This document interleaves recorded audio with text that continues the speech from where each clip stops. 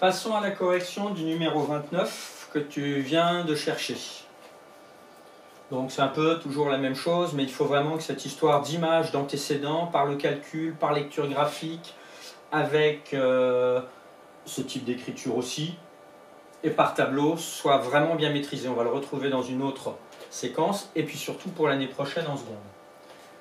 Alors, donner un antécédent de 2 par la fonction f. Petit 1. Un antécédent de 2 par f est. Alors, un antécédent de 2, on regarde, ça veut dire que 2, c'est la fin. Donc, 4 est un antécédent de 2. Je vérifie s'il y en a d'autres. Non. Donc, il fallait utiliser ceci. Ensuite, petit 2. Un antécédent de moins 4.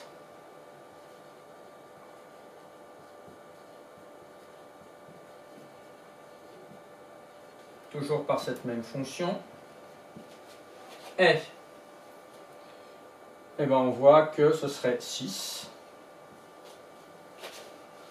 Donc moins 4, 6 est un antécédent de moins 4.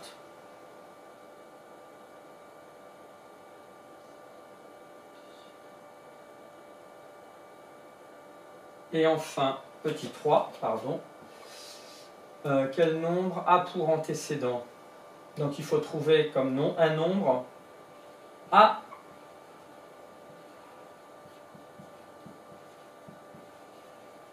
pour antécédent moins 6.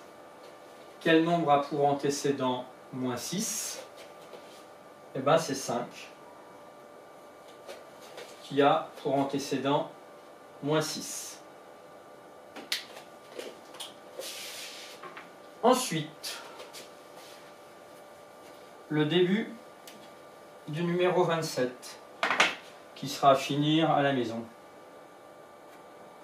Donc, considère une fonction qui est donnée, et il fallait que tu détermines un antécédent de 2. Jusqu'alors, vous avez appris à calculer une image de 2. Quand il fallait calculer une image, vous remplaciez x par 2.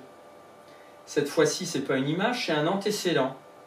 Donc en fait, c'est un peu le contraire. Donc c'est comme si on va chercher x pour avoir comme résultat final 2. Donc on va écrire, cela revient à résoudre l'équation «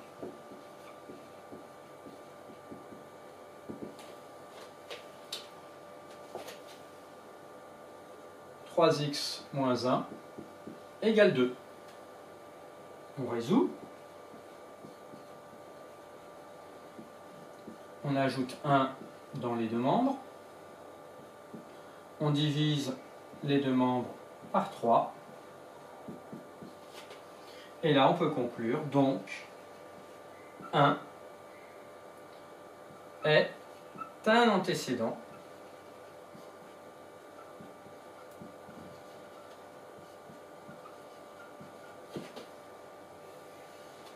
de 2 par f.